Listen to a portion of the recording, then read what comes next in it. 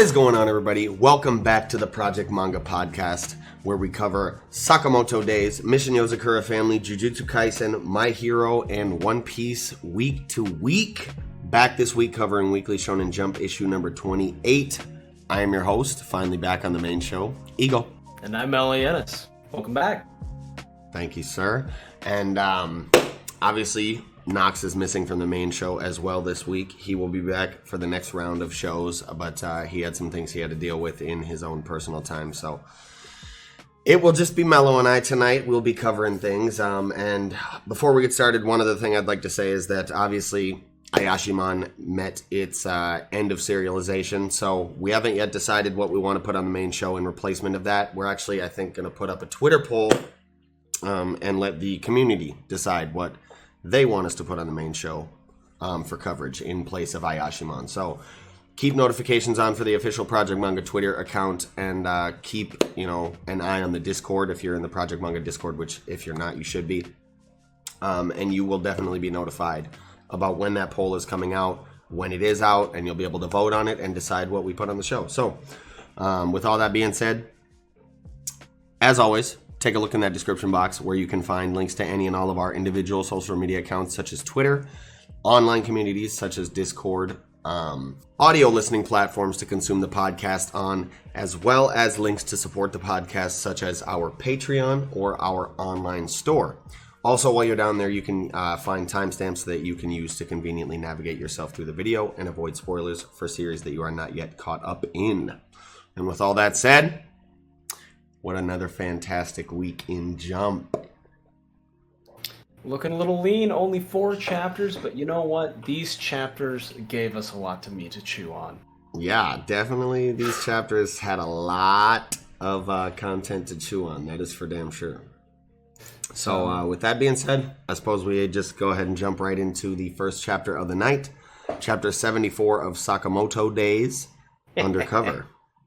And I really like that we start this chapter off with, like, Shin really, really upset that Sakamoto did not pass the test, right? And he even goes as far as, like, calling the association and, like, japping on him over the phone on some, like, if you don't alter that fucking, the ruling type shit, like he's got any authority. Like, oh my gosh. Hello, I would like to phone in a complaint. If this does not occur, I will lose your business from my regular stock of businesses that I attend. Good, do it. Yeah, right. It's that's crazy. So, yeah, I don't know. Other than that, I really like that Nagumo, kind of just came in handily with a nice little plan to kind of go around the fact that Sakamoto didn't get accepted. It's almost as if he kind of like was in on either in on the decision or was just privy to it. Maybe he was kind of pulling some strings in the background or was just privy to it. But definitely, he's a sly guy. He is definitely a sly guy. I don't know. I was kind of hoping that Shin would get at first like a solo arc for the most part, but Sakamoto going in there disguised as a woman definitely is... As his wife. Yeah, as his wife definitely is a hilarious subversion and twist that, like, I didn't even know that I wanted until I was given that. And Yuto Suzuki, I think it was definitely pretty well done on their part. Oh, man. So the thing that I want to discuss first is that Nagumo's appearance is very convenient. He's always been a little bit like that, very mercurial, kind of there, Johnny on the spot usually. Johnny on the spot. It makes you wonder if he is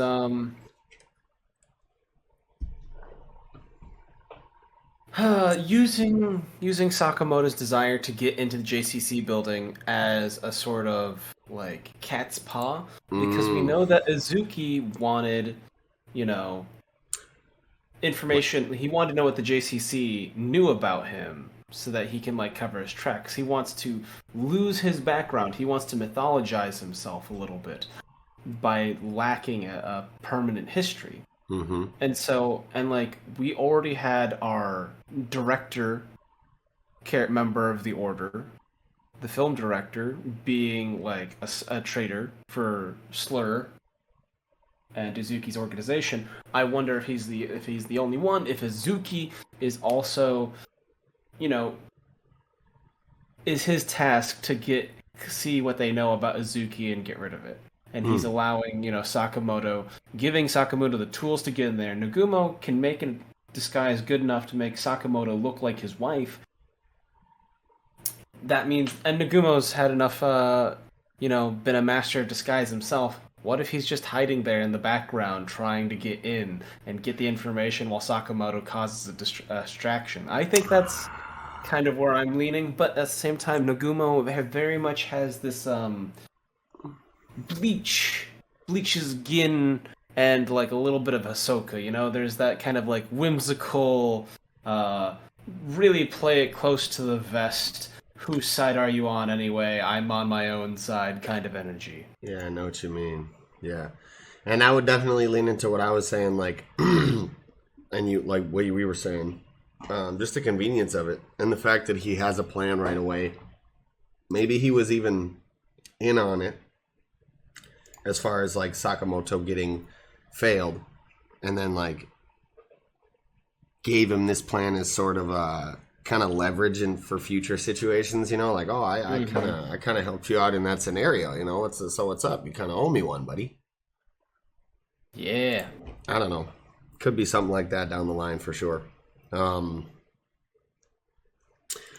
As far as other shit, I don't know. I really like that we got the little bit of Akira shine that we did this chapter, where she's kind of like running around the school as we're getting this like crazy exposition, this narration on like how insanely dangerous like the JCC assassination training program is. And she's at first kind of thinking that she's like out of her league, but then we get the little mini flashback and she kind of steals her resolve and focuses up, right? And then we, to boot, that was really nice to see, even by itself. And then to boot, we also get kind of a really badass scene where she like handily, easily disarms this big fuck at the end of the chapter, and kind of impresses the teacher. I think that teacher, by the way, was like wild. He shot at her when she came in the fucking classroom. He's like, no sneaking. Like, you think this is a, like high school series hijinks? Nah, dog. Like, I got you. Yeah. Oh man, I really like the kind of vibe.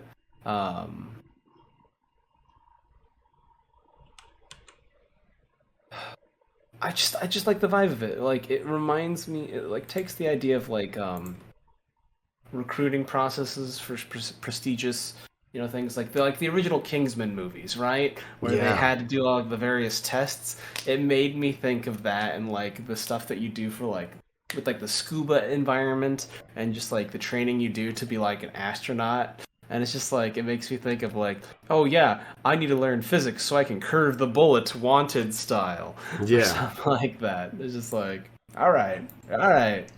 But it's cool. I like the vibe, and like it screams being grounded in reality, but also like kind of like, this is, the adulterated version of normal, right? Like, I love that line on page 11 with the professor teaching his like class. He's like, who are you, a first year? Sorry, only third years can take poisoning classes. Just very matter of fact, like, this is the way things are. Right.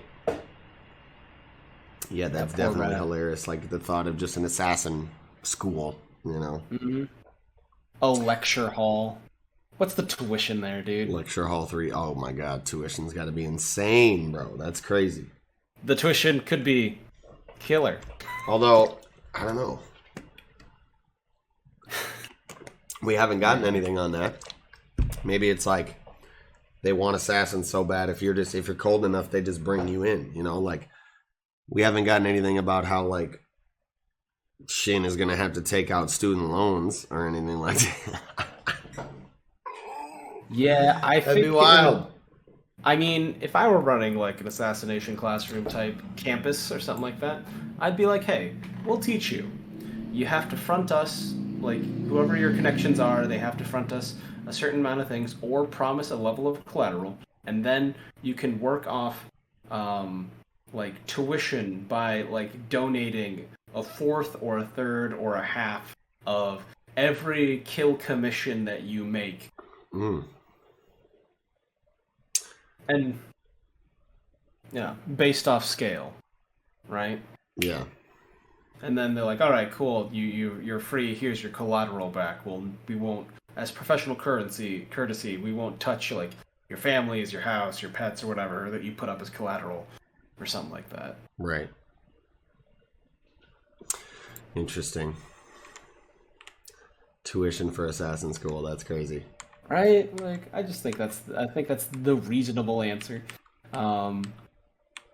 The janitor kind of makes me laugh on page 8. He's like, "Are you unarmed, young lady? If you're trying to be assassin, you should always carry a weapon." Just like they're very kindly, like matter of fact help, but it's just like, you know, that weird upside down logic because they're, you know, in an assassin's world.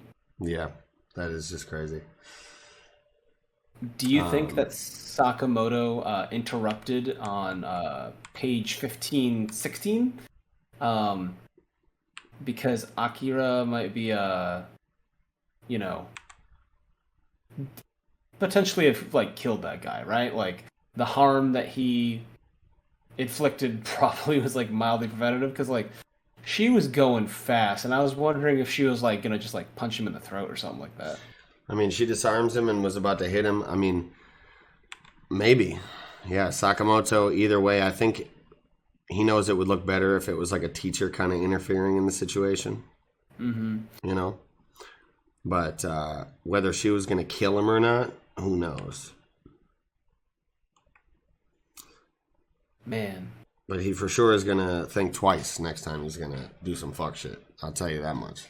Absolutely. I'm expecting on page 19, you can see Sakamoto has a pen in their breast pocket, and I'm just waiting for them to go like Chronicles of Riddick, Batman Dark Knight, do something, just be like, pen at the throat, like, watch it. I know they don't have... Right into the eye socket. Whoa. I know he's got a code against killing, so I don't think it's going to be that extreme. But I do want to see, like, an office utensil being used to, like, I don't know, parry a sword or something. Oh, yeah. We're going to definitely see him, like, using it in a knife fight or something. For sure. Absolutely stunt on them. I don't know, as far as, I guess, other shit. I like some of the art in this chapter a lot, like the Nagumo, you know, panel that we get on page 3 where he's just kind of chilling there, lounging. He looks really tight in there. Some very cool, cinematic. Some cool tones and lining in like the pants and shit, just in his art. And then like the double spread that we get of the JCC on 6 and 7. Yes, definitely gorgeous. Some fine art there. Gorgeous. They panels. got planes. It's basically the Denver airport combined with a prison and an athletic field. The Pentagon wishes it could. Yeah, it's massive. And then, dude. I love this. Page 15, the Akira panels and shit. Really, really nice panels there too. Action wise, and then 16 the Sakamoto punching. So yeah, the speed lines and shit. So fucking good. Buddy had a quick stab. He's not to be slept on, you know. Dude, Jumbo Tanishi. Jumbo Tanishi. He probably is to be slept on. I feel like, you know, guys like him either always like just get shit on, or they have like a little redemption after they're assholes for a little bit. But who knows if he'll even get that kind of focus, or if he'll just be like a legit extra. Yeah, it's hard to say because you really never know, and they might like start wearing like a more iconic, you know, thing. I'm really interested in the Kishibe-esque instructor.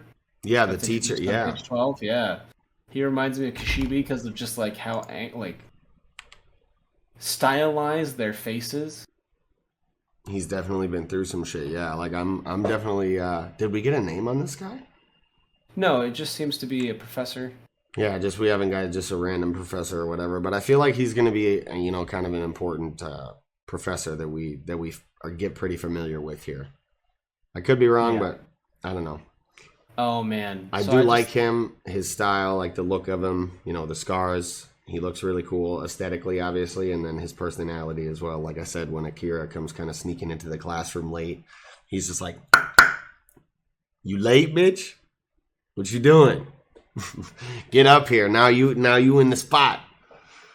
You're in front. Now you in the hot seat." Oh man, that was funny. I have like this funny little theory.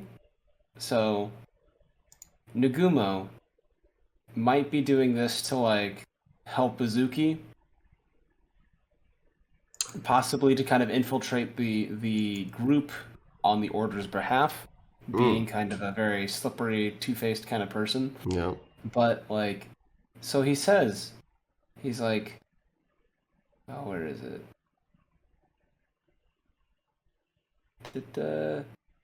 So he says on page 19,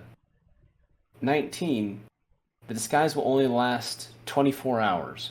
So he puts that time limit, like he has the time limit in there, and like that forces Sakamoto to like focus and like really try to do that thing. He says on page 18, I better get going. And it's not maybe it's just him being coy and like, you know, fucking off. But like at the same time, he's like, oh, I gotta go. I've got a schedule to run.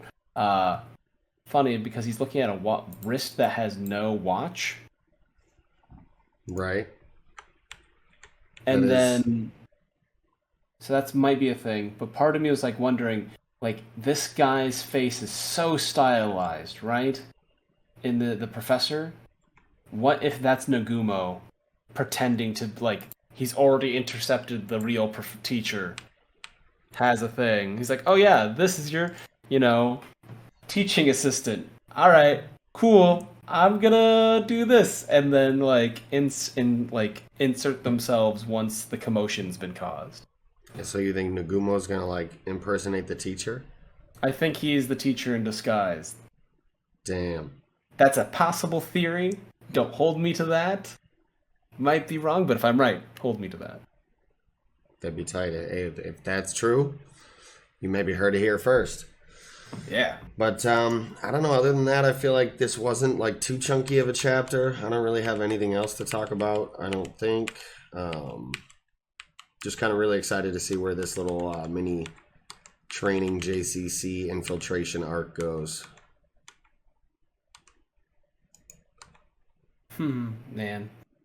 Akira's cool. I like her design. The only thing I have to say about the art is like on page 3, Nagumo like is visually outside of the box, usually with his thinking, and then also the fact that he's in dialogue and also visually looking down on Sakamoto, and I love that. Yeah, and then we get the comedy bit with Sakamoto and him where he's like, he was about to call me stupid. Like, I'm about to fuck him up. That's funny. But yeah, no, I think that's pretty much all I had for Sakamoto Days this week. Mm-hmm. Well, with that, I think we can go ahead and jump right into the second chapter of the night. Mission Yozakura Family, chapter 133. The Yozakura siblings versus ? And right away, I love that we just start right off with this this beautiful color cover. Boom, right away, just like Hitsuji Gondara just blesses us with a nice full color splash of all the family, all the gang, just together. Works so well, especially in this time where we're getting these nice chapters like back to back of just good family teamwork, good family moments, wholesome shit, hard shit, gritty shit, tough shit, all that. Yeah, so I love that to start with. I love the personalities coming through there, like Kengo being kind of lackadaisical, Nanao just seeming like, you know, kind of assessing a thing. Shion, you know, focusing on her phone. Futaba and Kyoichiro just being kind of aloof. Our Marimo brother, you know, just kind of like, he's a striver, right? Marimo. I didn't even think of that. That's crazy. Dude, He is buff as shit too. That's funny that Mm-hmm. he would be the Marimo. Yeah, these Shinzo, like I like that he's kind of like, he's a person that kind of reaches for things. Um, and I think that he and, Nanao are not probably like the most graceful members of the squad. You know what I mean? Yeah. So the way they're kind of falling makes sense for me. Um, I like it. It reminds me of like the opening of like Digimon Try a little bit. I feel that. Digimon, damn man, that's a throwback. Fuck. Hmm. Other than that, I guess What do you think of the little brother? the little brother. The Oh, big brother. Yeah, I don't little even know. brother. Like, I definitely think, I'm with Mutsumi here, where I'm thinking, and you, I think, where I'm definitely thinking, Momo would be the type of person who would, transform his brother into a fucking some kind of fucking Seminine swamp monster. You know what I mean? And have we gotten like? I just can't remember. Like, does Momo have a brother? Um, I don't know. I believe he comes from like a similar, like he's his generation's Taiyo, right? Yeah. Where he, joins the family. So like nothing's been touched on his family and stuff. So like there's room for that. Or is it something like he's forcing the role of brother on him? Because like the stuff that he's been leading up to is like we're all going to play the role of a happy family, kind of like sinister kind of thing, like playing dollhouse through dictatorship. So Mm-hmm. like I could totally see him foisting the role of like little brother. He's like, you remind me of my little brother. You are just my little brother now. And like, abducting people and making them swamp monsters. Right. That's crazy. I don't know. Um. Wouldn't put it past Yeah, him. I think He's done a lot of bad shit. I wouldn't put it past him either. But like, yeah, like I mean, I think we're just gonna have to kind of just wait and see, because they're obviously gonna kind of collect samples, probably do DNA testing on it. Like Nanao's gonna figure out like if it was a real person at one point and who it was, and like maybe trace things back to Momo's real family, like his original, real family. Who knows? Hmm. And maybe it was a similar situation to Tayo, like his family died, and what if he like exhumed his brother's corpse and turned him into this swamp monster or some shit? Oh man, like because he's like, so he might view it like Subomi, right? So like the ancestors were resurrected by Subomi. He doesn't want to deal with Subomi. He's betrayed her. He's stolen her abilities and power and some such. But he can't control, the Yozakura bloodline the way the Subomi did. But because he has the lion's share of Subomi's powers and like a good amount of like manipulation over it, he might be able to control his own bloodline, and like he's forcefully resurrected his brother who was dead, and Mm. is like it's basically like a zombie with like very limited intelligence. But like enhanced Seminine healing capabilities. Yeah, it's more plant than person because, the Right. person was dead, but he's got like something similar to what Tsubomi has, just not the same way. It's corrupted, layered through distortion of, this particular host body that he is. Yeah. That would Maybe be not wild. as skillful, a little more brute force-ish. That would be super wild. None of the artist's care that Tsubomi had in, reviving people. Right. Yeah. People that where they aren't of the actually look Yozakura themselves and bloodline. shit. This is just like shit like we were talking about, like This a is a mess. Seminine swamp monster. This is the mess. Mess, I'm dead. dude. But I love that we get to see this really nice scene at the beginning where they're just kind of like settling in this dispute on how to handle the situation through like a little game of rock, paper, scissors, makes total sense that this is how a family would settle things, like in the moment, especially like when you got to do things quick and just make a decision like, okay, fuck it, just boop, boop, boop. Oh, you lost. And it's also cool that we get to see like a nice little moment of delegation, even, Mm-hmm. a small one, but still from Mutsumi, in her saying, page 3, the middle panel, or the middle dialogue bubble in the bottom panel. Now, the results of rock, paper, scissors are absolute. If you scroll in, you can see in the bottom right of that dialogue bubble, MU for Mutsumi. Yeah. So, yeah. Cool little moment from her as well of delegation, just showing like how again now that it's she's just the like, leader I of want the a Yozakura sample. family. And now it's just like, I want a sample, and I think it's ironic that the thing sampled him first on page 9. Yeah.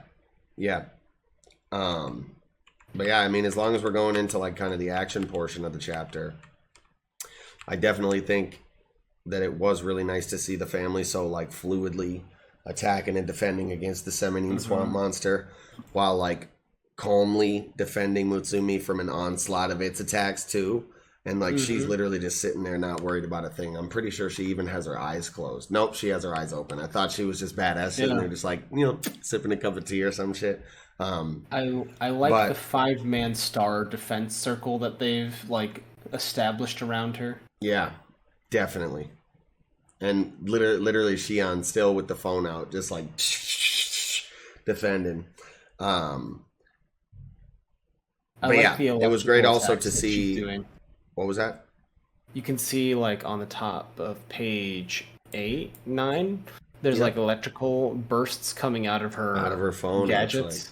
Yeah. But yeah, it was just really nice to see how like I said, how fluidly they did that, and how perfectly they did that, as well as how quickly they were able to kind of deduce what was going on with the swamp monster and improvise a plan really quickly to, like Mutsumi said, handle it as quickly and efficiently as possible, because that's what she said at the end of last chapter. She was like, handle this shit now, quick and efficient. And yeah. I think it's funny that the previous chapter, Shinzo used his like metal morphing thing to create a large bat to attack the Momo's little brother, and then that's like on page 4 when it gets tired of waiting for them to like rock paper it's like scissors. A fucking big bat, like a bonobo, yeah. Yeah, and like just like a giant Tetsubo kind of thing, like spiked mace club, great club or something like that. And it's very similar in shape to what Shinzo did to it. So I think it's learning based on what it's experiencing. So like, yeah, it might sandbag a bit, but like, it's learning from the attacks being put onto it. Like at least a rudimentary level. That or it's been watching One Piece and it thinks it's Kaido when Luffy got to the roof. He's like, hey, y'all are ignoring me? Ooh, bow. Yeah, I mean, take a look at like what Shinzo's doing with like his like on page like 6, where he's like shooting it with multiple projectiles, and then the thing following later, buries itself in the ground and then sends out roots, which would have like similar trajectories to those projectiles. And it's like it's learning a little bit of its attacks. I don't know. I feel like it's definitely learning, because like it does the same thing that Shinzo did on page 14, 15, but group has a countermeasure for that. It's like rock paper scissors, right? Where it's like you get someone and you can psych them out. They're like, hey, I'm gonna throw rock, and then they'll be like, ooh, I need to throw paper, and you're like, I've been throwing rock mostly. They needed to throw paper. I'm gonna throw scissors, and then it becomes like that giant one-up game. How headed is two-headed. Like. Yeah. Right. It was also really dope that we got to see like a little bit of a nice Shion moment this chapter, right, where she was able to show diagnostic, able to identify through the effect that the swamp monsters had had on Nanao when it hit him, that it was like kind of absorbing Seminine to sustain itself and like sustain its regenerative properties. And also that it has like a mobile core within itself that they're going to have to like separate if they want to like truly incapacitate it. So And then they obviously swiftly carry out a plan to like do so.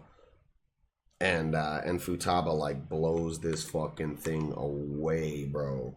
So calmly and so crazy. But it was just great to see the Shion shine this chapter, I thought. Oh, absolutely. I thought it was nice that Shion and now also got that because like his own like his gimmick, right? Like of the siblings, his gimmick is probably like the least touched upon. Like they had the one scene where like, he went to school and he was like using stabilizers and stuff to go to school, but like they really haven't touched too much on it. So I'm glad that they're like, "Oh yeah, he has volatile cells." So the fact that this thing tried to drain that from him, it is, suffering indigestion. It's slowing down. It's not doing well. And I like that a lot.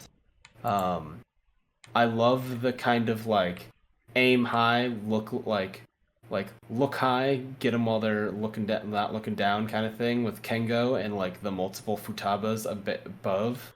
Yeah. To like really get to that point. I'm just like, I loved 1617. Just boom. Just obliterates it. Did she even leave samples for him? Like, it looks like it maybe on the edges of this fucking big ass circle, but she absolutely just eviscerated this thing. Yeah, she impacted it. I mean, there's some samples. You can see the top page of 17, and now and Shinzo are kind of observing. They're collecting the samples, yeah. Yeah.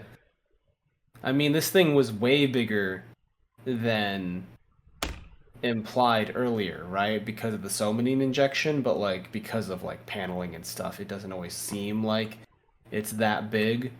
But like to destroy the main body is like that's great.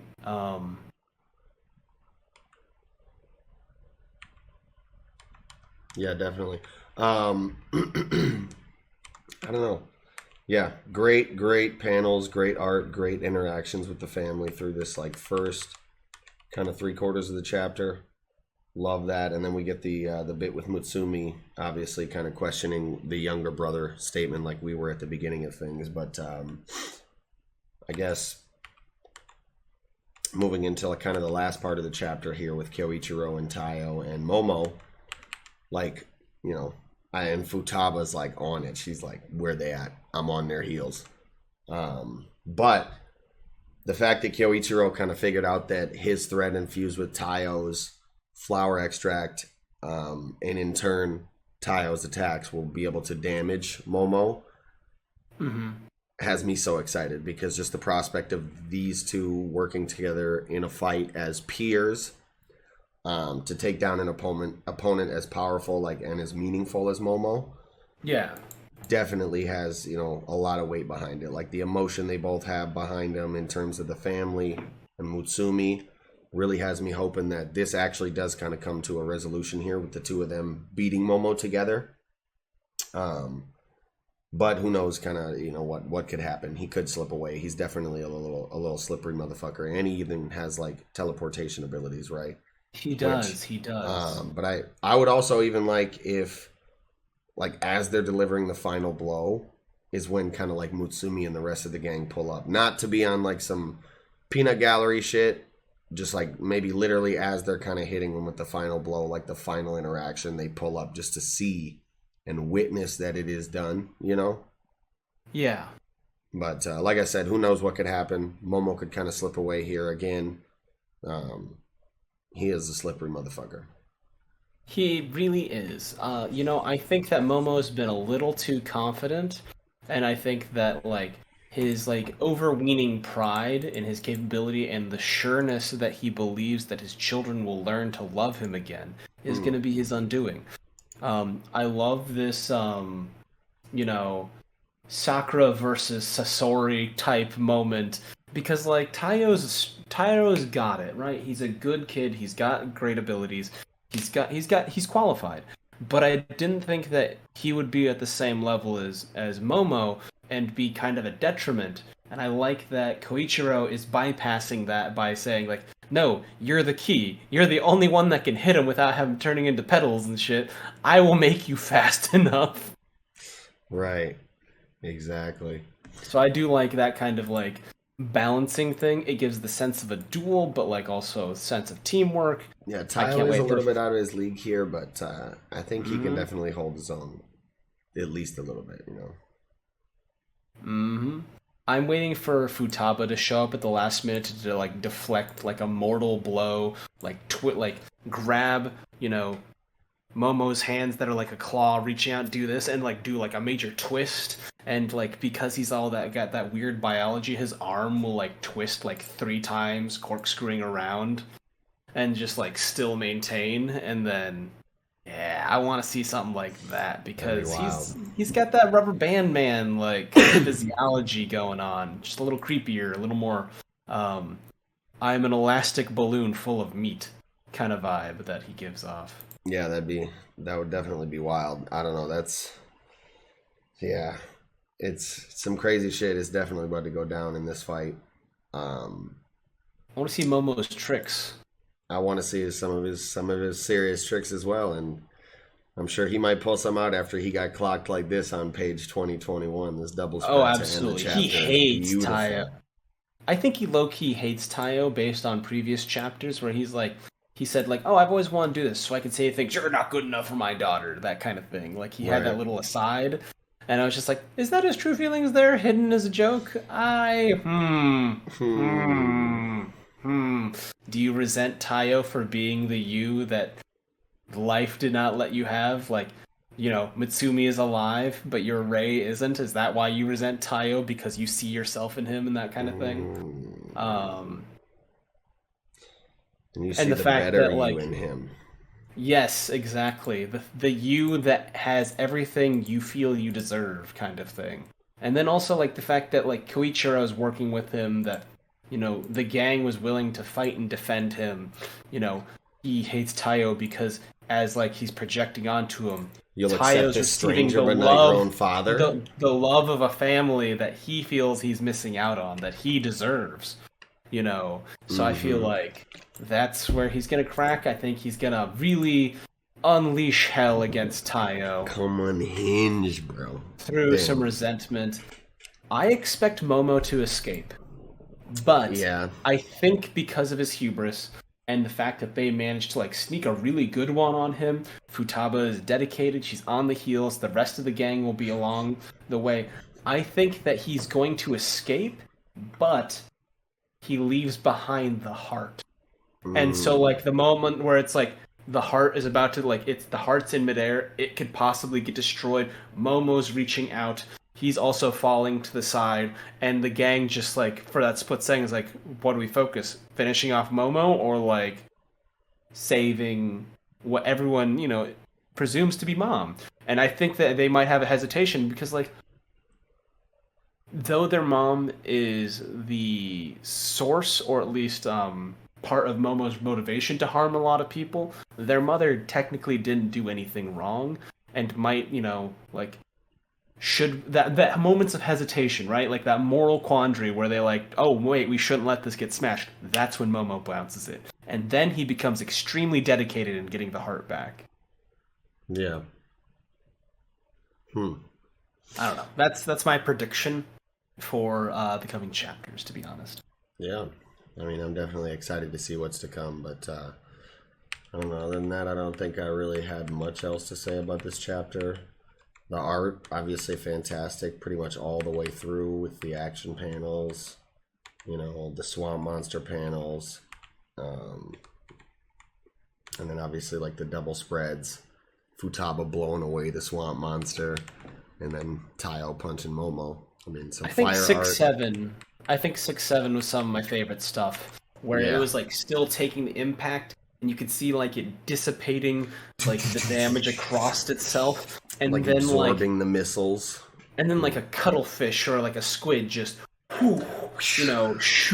propelling itself. Jet propulsion. You know what I mean? I love weird alien creatures that do shit like that. So for me, I was just like, yes. Yeah, some fire art from Gondaira this chapter here, but I think that's about all I had for Mission Yozakura Family this week. Yeah. All right, well, with that, I think we can go ahead and jump right into Jujutsu Kaisen, chapter 187. Tokyo Number 2 Colony Part 6. Yeah. And to start off, I think just in general, one of my favorite things about this chapter is that just like Kashimo's extremely high adaptability and like deductive level, right? Like he is deducing Hikari's ability so quickly, it's shocking. Like, I mean, I know their mind is kind of flooded with all the information, but for me, if all this shit just came into my mind at once, I'd be like, whoa, what the fuck is this? What's going on? Fucking Richie, what the hell? What, yo, whoa. But he's just like, bow, bow, bow, bow, okay, ri-di-di. And, yeah, he's putting all of it together and has a firm grasp on the ability in like nanoseconds, right? Seconds while he's thinking about it. Wow, we have to like reread every chapter that comes out for the past few weeks, you know, and Hikari's been getting this exposition on his ability.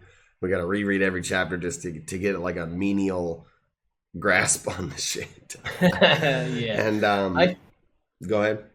I wonder if Kashimo, because of like, I know that the brain has electrical currents running through it, and so like, you know, firing of neurons and activation of neurons and stuff. I wonder if Kashimo having like this like cursed trait of like infusing his, you know, body and attacks and like cursed energy with like this lightning style attribute. Is he able to like his brain capacity? Is he basically like using his cursed energy to like speed up or like clock out his like his processing capability and being like, oh yeah, I can process things at lightning fast because I'm constantly charged up through my I'm overclocked all the time, super fast through my, you know, cursed trait.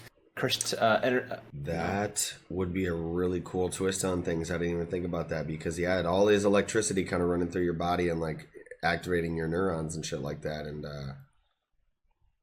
damn, that's crazy to think about. Yeah, like he overclocks his processor and his brain runs at a higher capacity than most people. He's like, you're going slow speed. You're going in slow motion compared to me. Like, that's the way he's viewing the world. He's like, oh, that's pretty good. You know, and he, like, takes in so much information so quickly and acts on it, like, decisively. Like, that might be chalked up to just years and decades of combat experience, as, you know, they touch on at the later parts of the chapter. But, like, Charles was just like, oh, what's this? Like, he couldn't even tell that he couldn't attack, like, apparitions. And Kashimo's like, no, why would I attack the apparitions when I can just attack you? I know you're not immortal right now. Like, right. He goes straight for the body, the heart of the matter. Very decisive, excellent, like, judgment and execution. Yeah. And also, I really love that just the way the exposition on Hikari's technique, his ability and his domain has been like laid out over multiple chapters, right? Of Hikari just seeking out the smoke with multiple people. We've been kind of getting like this overarching exposition on his technique through these fights, and I just think that is like a really super well done exposition technique by Gege. I think that's very well done. But yeah. Something else I really love is just like the overall vibe from this fight, right? Like there's a lot of big like machismo vibes during this fight, and it's coming across in all the art and all the dialogue, especially with like Hikari's line about how a life of gambling always comes with risk.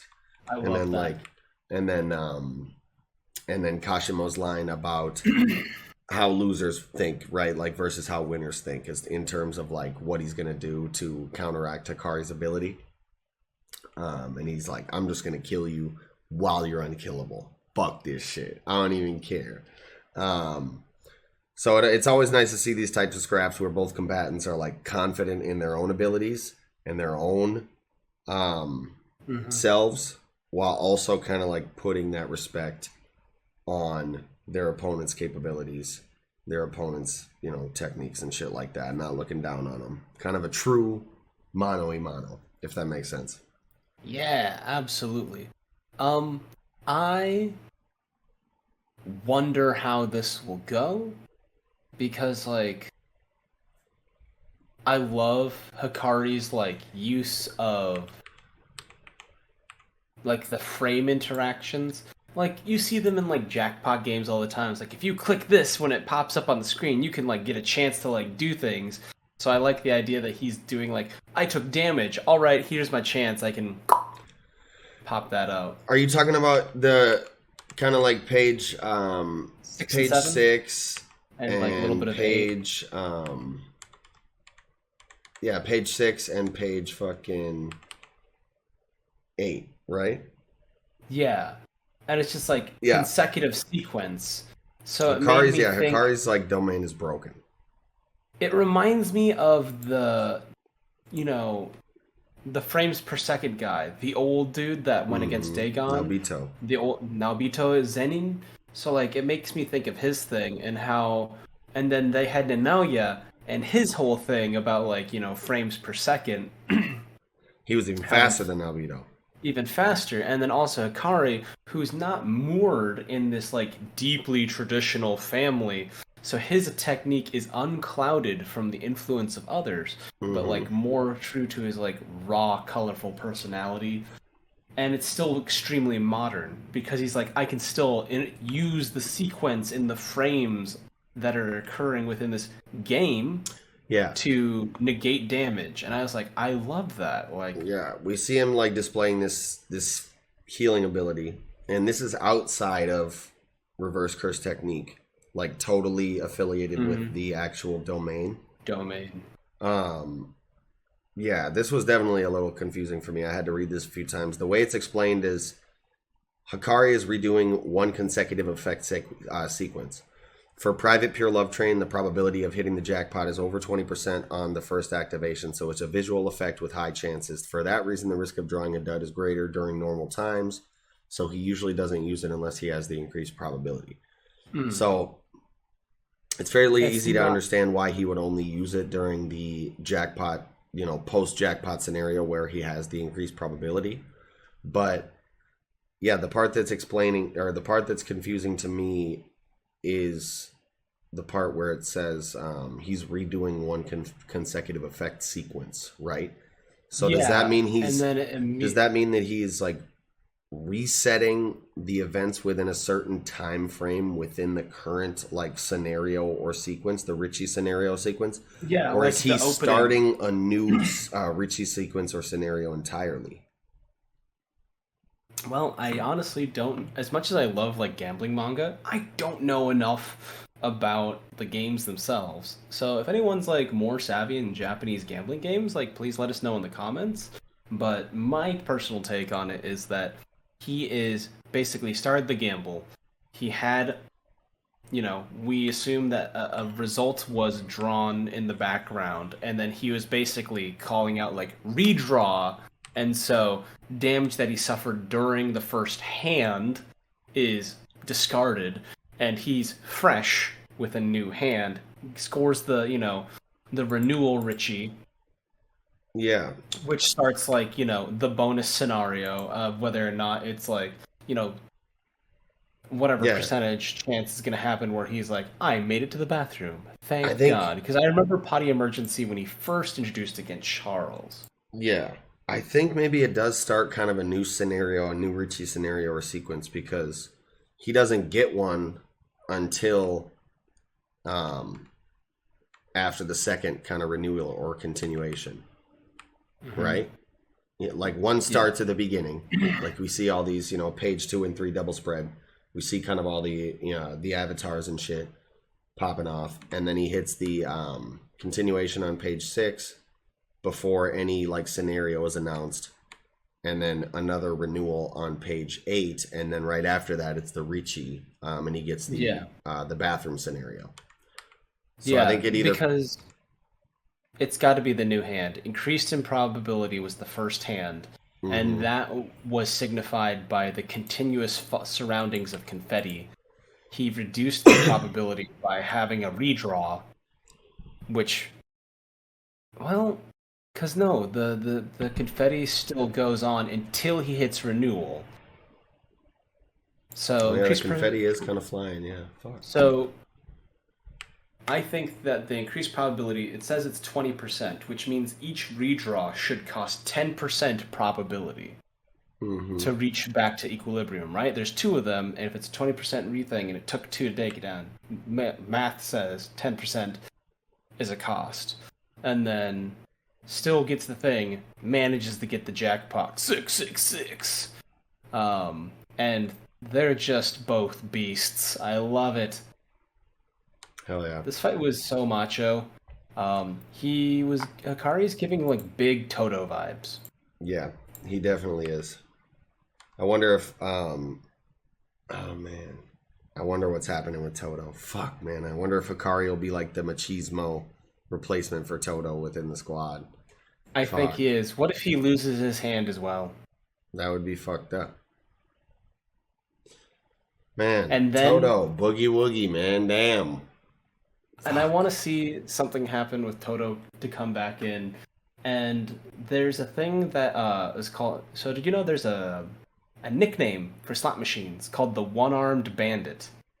Damn, that's funny. So part of me was like, it'd be kind of funny is if Hikari lost an arm. Lost an arm and he was known as the One-Armed Bandit. That'd be funny. That would be fitting. That could happen. He's like, hey, a life of gambling can't happen without some risk. You might as well... Yeah, that's... That would be interesting. They say... I didn't know that slot machines had that nickname. I guess the only other thing I really had for this chapter, as far as like... I don't know. The last part of this chapter was just kind of really hella confusing for me at first. I don't know why Gay decided to include a flashback, even though it was like just a little mini, like one double page, no, it was actually kind of like a 4-page flashback. But just like the fact that it had no black gutters or no indicator that we were really going into a flashback otherwise, it just threw me off. And I put it together. Obviously, it's not a huge deal, but I just don't know why there wasn't black gutters. We've seen flashbacks in JJK, even just little mini ones like this, with black gutters. So, I don't know. It was just confusing. Just kind of a weird choice on Gege's part, in my opinion. But no real gripe other than that. I love the content of it, obviously. But just weird. I do think it's interesting. It definitely, breaks the norm that we've been working with. I think it's a little interesting that, like, we have a lot of, like, Kenjaku and Kashimo, like, interactions. breaking the borders, right? So on like page 19, yeah. Kashimo is breaking the borders. Like, I want to fight Sukuna, right? He's leaving his realms, whereas like Ishigori was well within the gutters, even though he was like overlapped. He seems very contained. You can see Kenjaku kind of overcoming, like the frames a little bit on page 16. We know that Kenjaku transcends its limits absolutely. I don't know. I think that Kashimo might win this one. I don't know if Hikari is going to necessarily die, but I think he's going to like kind of win this one because on page 14 you can see a small like panel where it cuts to Hikari's eyes. He's enclosed, but then Kashimo is like roaring over the page. I love the line, turn up the volume because this is a funeral for the living. Yeah, that is really tight. So, you think Hikari could lose here? I think he could.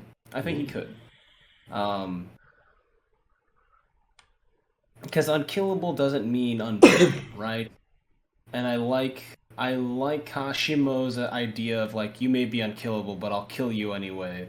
And it makes tracks because he's, from that Heian period where it's like, everyone carries a blade, everyone swings a blade. You are either cut or not. And that is the only options we have in life. Like... Yeah, definitely. So this is Ishigori Ryu in I think page so 18. because they A talk veritable about how cannon. Yeah. they said he had the greatest cursed energy output ever happened in Date province. Yeah.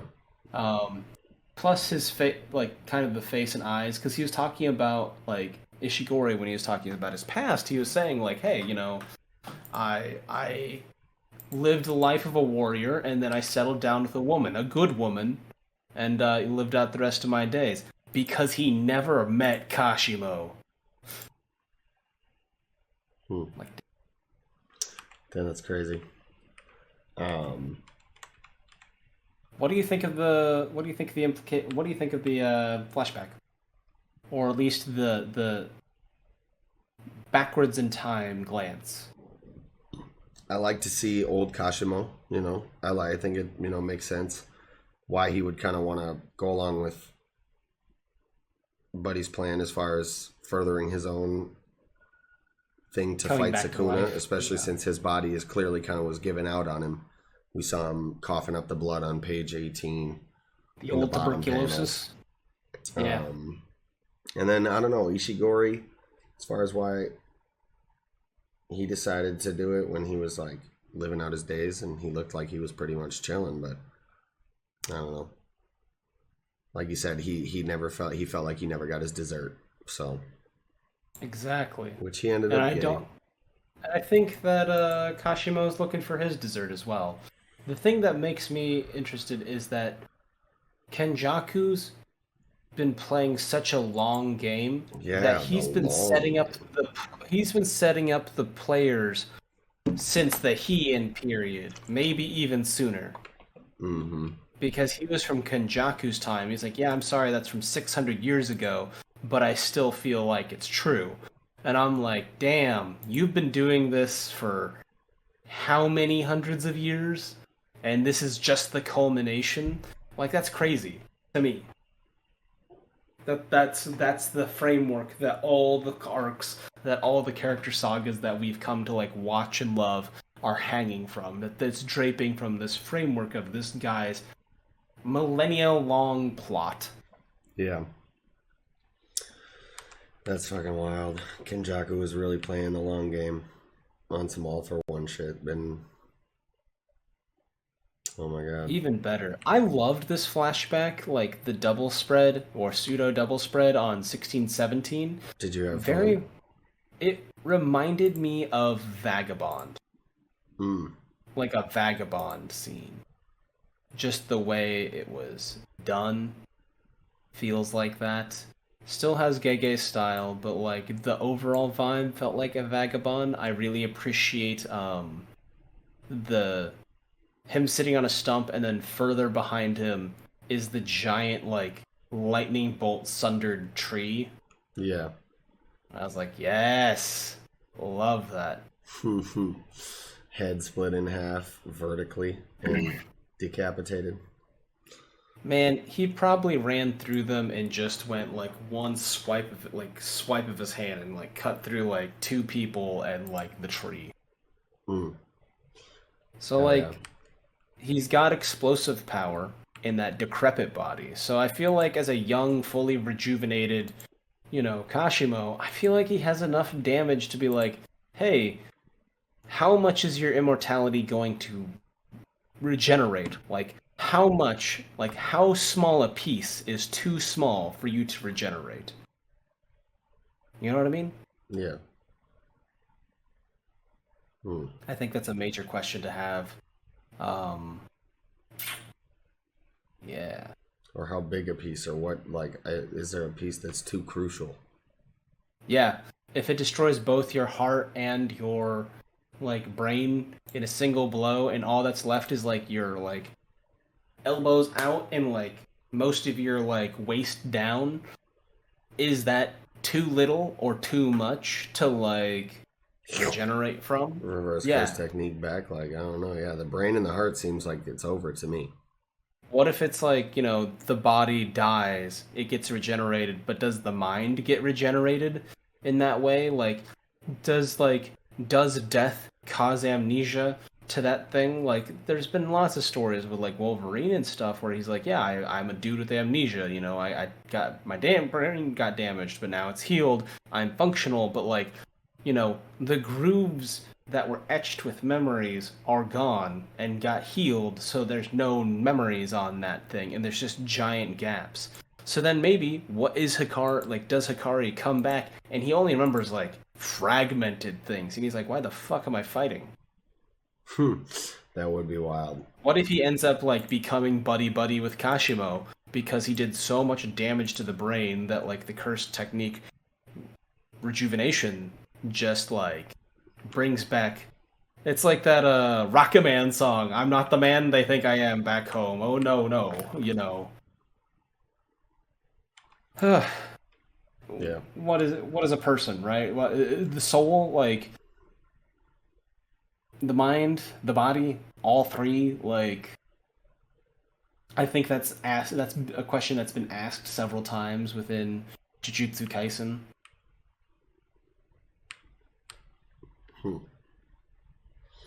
Yeah, I mean, I'm inclined to say if the head and the heart get destroyed at once, like it's over. I don't know how the technique Kashimo's would fast heal as that. fuck. When that's like the base of it, you know? Yeah. I do like that Kashimo had one top knot in the past, and now that he's on his second run, he has two I top saw knots. that too, yeah. I was like, that's hilarious. I love that. The back of the buns on his head looks like the hilt of a sword. Straight up. Yeah. He's got kind of like a little rectangular, like, almost like a electric socket. Like the prongs for a plug-in. Mm-hmm. And then his old one just seems more like a lightning rod by extension. Yeah. Yeah, I don't know. I mean, other than that, I guess just again, kind of like art appreciation. Always, you know, see some fire art from Gege, especially in some of these action sequence panels. You know, we always kind of commend their ability to just make things flow really well through the panels. Like you can always follow the action that's happening really well with your eye, and just it flows almost like you're watching it in the anime already. I appreciate that, like, Hikari is like Toto levels of sculpted. Mm-hmm. This is like very nice. He's very cut, nice. He's cut for sure. And then this has been the the art show also in like the bottom in like page 11. Love the art on that panel when the ground is kind of coming back up and we're going back into the invincible phase. The cursed energy explosion on page 12 and 14 from, you know, both of them. Yeah, both the big powering up of it. Yeah, and like you said, this double spread in the flashback is like crazy, like Vagabond Berserk-esque, like crazy shit. And I feel like, I don't know why, but I feel like this page 19 panel of Kashimo, old Kashimo, was like, had really some TLC put into it. I think so too. There's a lot of delicate line work, and it's a character whose hair isn't black. Like, that's a lot more line work just to make. Yeah, and like the lightning bolts around the around him, and this, like you said, the line work, and even his like kimono or cloak, super fucking good. Staticky, yeah. Yeah. I think the only thing I have to say is that because of what we talked about last episode, I've been having like Michael Jackson's Smooth Criminal play in my head every time he gets like starts the music. Start the music. Yeah, when he hits like start the music, and it's just like dun, dun, dun, Smooth Criminal. Yeah. Yeah. That's funny as That's shit. it for me. Yeah, I think that's about all I had for this chapter of Jujutsu Kaisen as well. Alrighty, well, with that, I think we can go ahead and get into the last chapter of the night. Chapter 1052 of One Piece. A new morning. And to start right off, we get this, you know, this color or not this color cover, but this cover story, obviously. And I love the developments of the cover story. Yeah. I really hope that Caesar and Germa together maybe turn a new leaf and focus on science and inventions that would maybe benefit people instead of hurting them. Yeah. Honestly, I think I wouldn't even mind if Germa and Caesar kind of became a part of the Straw Hat Grand Fleet after some redemptive, inventions or something like that. I think it could offer some great comedic moments if Germa ever came to help the Straw Hats out of a jam with Sanji and them. They talk shit about, oh, you're finally on our level. You know what I'm saying? When they see that he's got the exoskeleton now or whatever, and he's like, fuck you, I never wanted this shit. Suck my dick, take it back. But yeah, no, I don't know. I, for a while, kind of thought low-key that Caesar might get a huge redemption and end up being on the crew, only because we don't have a Logia fruit user on the crew. People thought I was crazy because, obviously, the things he's done. But I was thinking, maybe he could get a big redemption, Maybe. but at this point, I really don't anymore.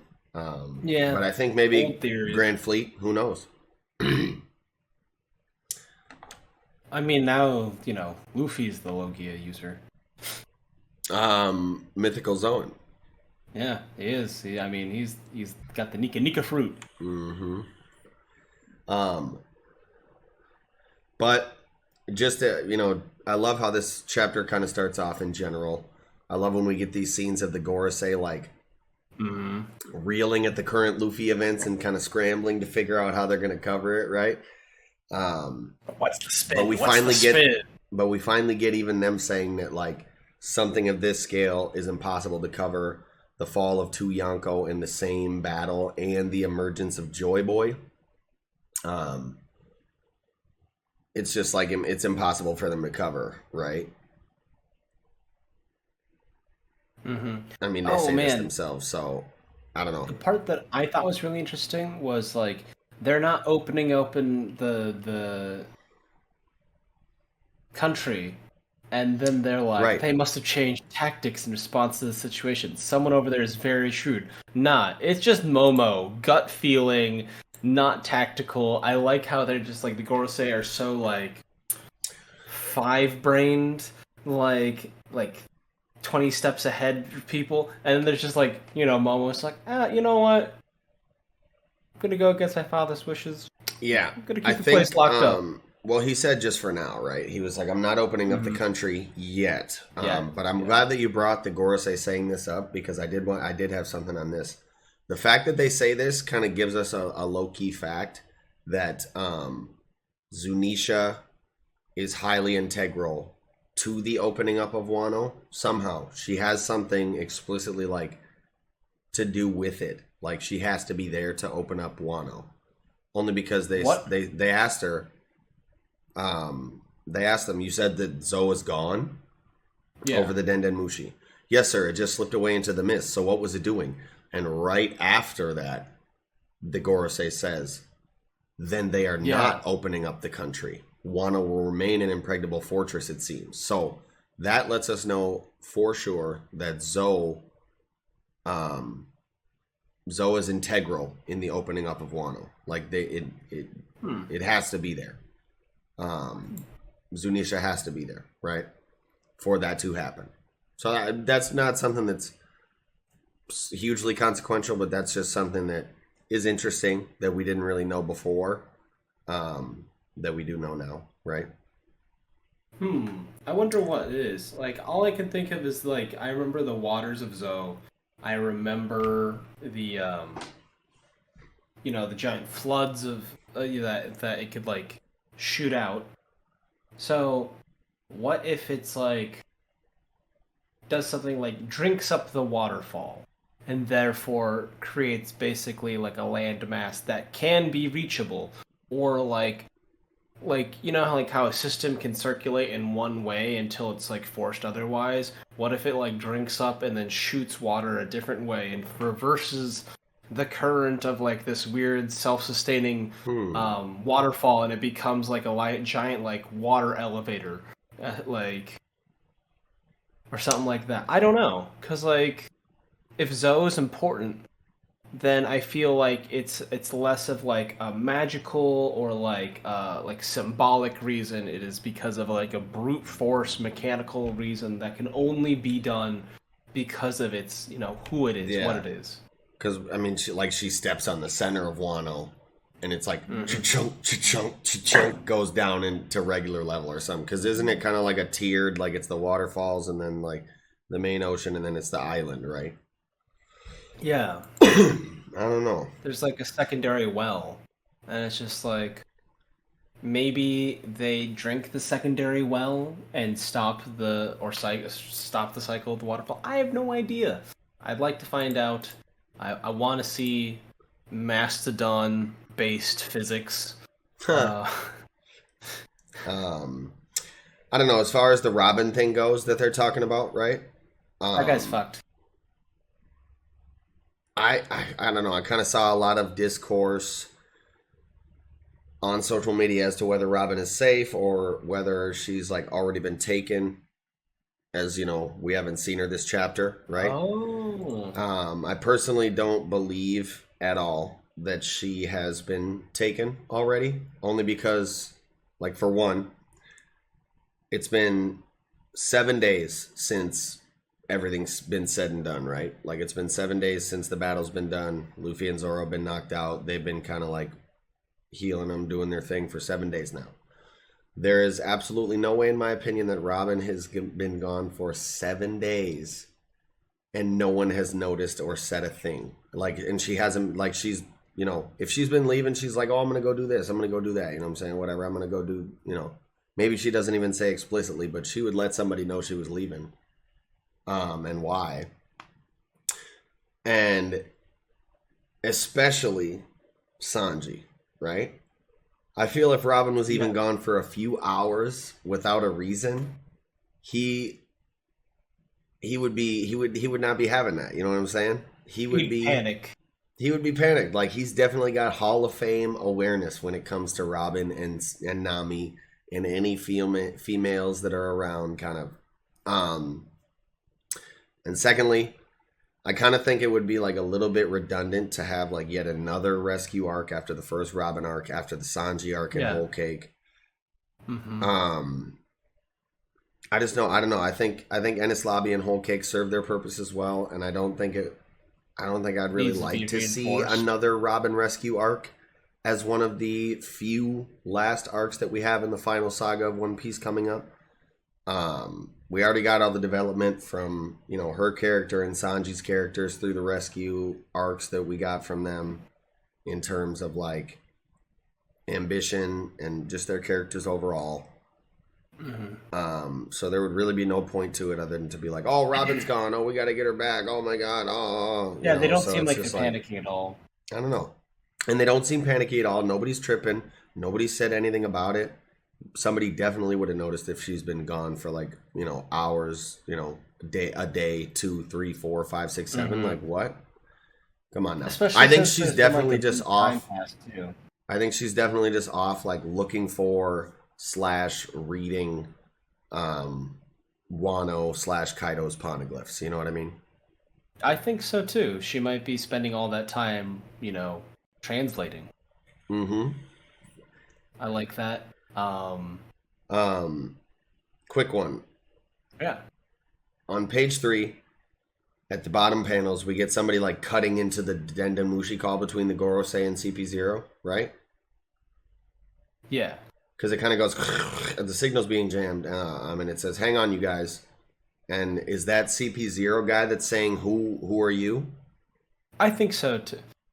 Or at least maybe the agent.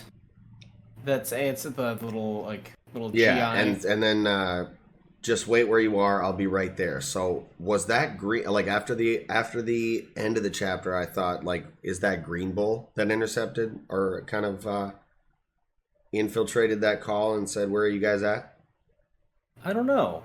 Because at the end we obviously like get the Green Bull thing where he's kind of flying around, which we'll talk about later down the line, obviously, or whatever. But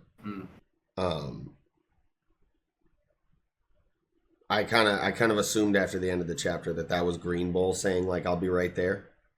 You heard it first here, folks. But what if it's like Rob Lucci? Now that I'm thinking of it. Ooh, I feel like But why would he then say who are you? Because Rob Lucci's in CP0.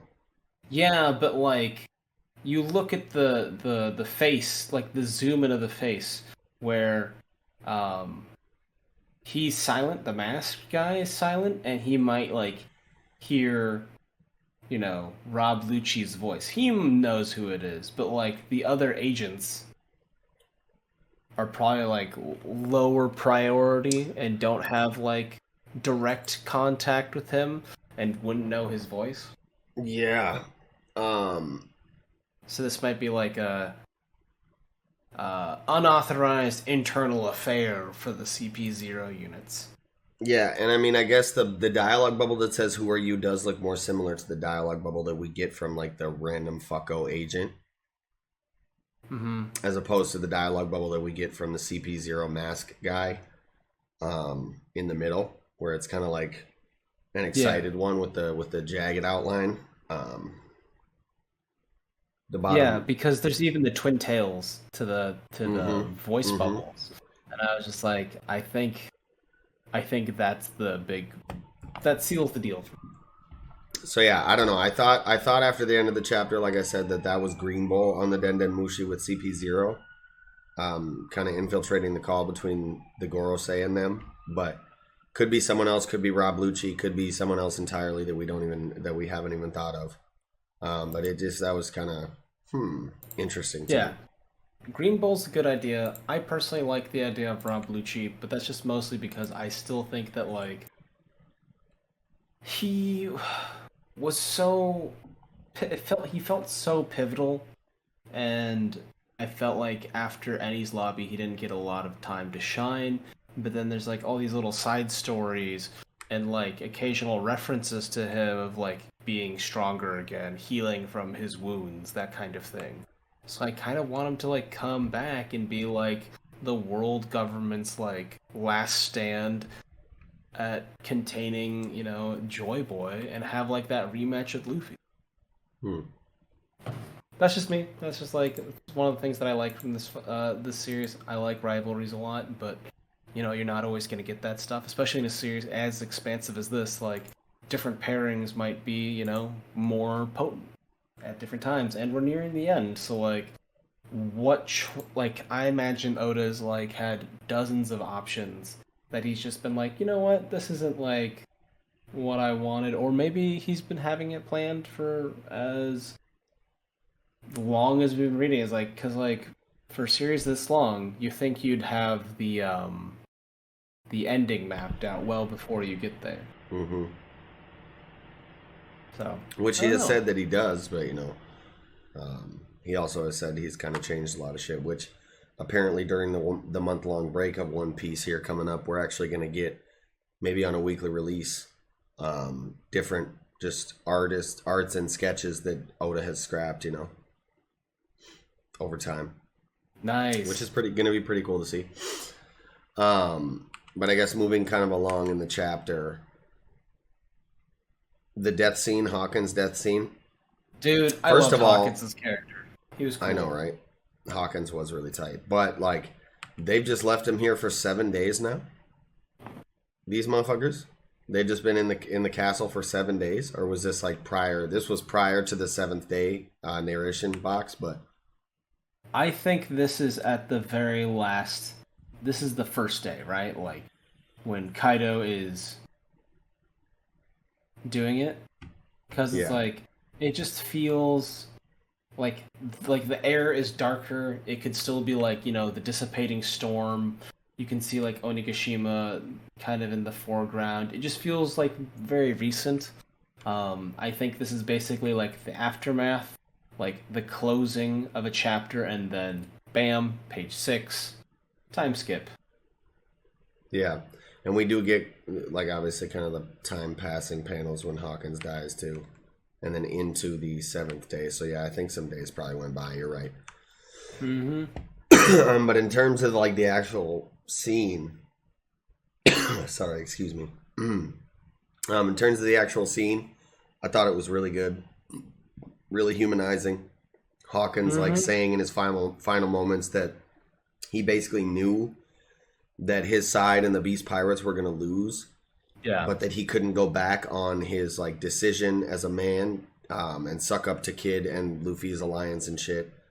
And be like, oh, let me come fight with you guys. We're about to lose. That he basically had to lie in the bed that he had made, right? Yeah. And live with the results. Funny that he was saying it to somebody who like did the exact opposite in the same situation, even though Drake had kind of a unique scenario, impetus. I guess, or situation, impetus to it, where he had like a completely separate objective that he was trying to achieve. But based on that, I think I maybe would have liked to seen some dialogue from Drake to him about how it's never too late to change your course or redeem yourself. You know, that the most important thing is to like the furtherance of your dream, your goal, and to live freely. You know, no matter what. Yeah. But I think even without that, the scene really did well and served its purpose. It was a really nice scene, and it was a really powerful moment for our final moment for Basil Hawkins. And if he in fact doesn't survive, and even if by some weird One Piece-esque shit that he doesn't die, I don't think it'll take anything away from the moment. You know, people might argue differently. People hate when people don't die in One Piece, but I don't necessarily think that him not dying in this situation would take anything away from the lesson that he learned in this. You know, I think he still learns that lesson even if he doesn't die. He's paid his penance through the suffering that he's experienced. Like, he's like, yeah, I sided with bad guys. Like, we caused a lot of suffering. I, took real harm for that.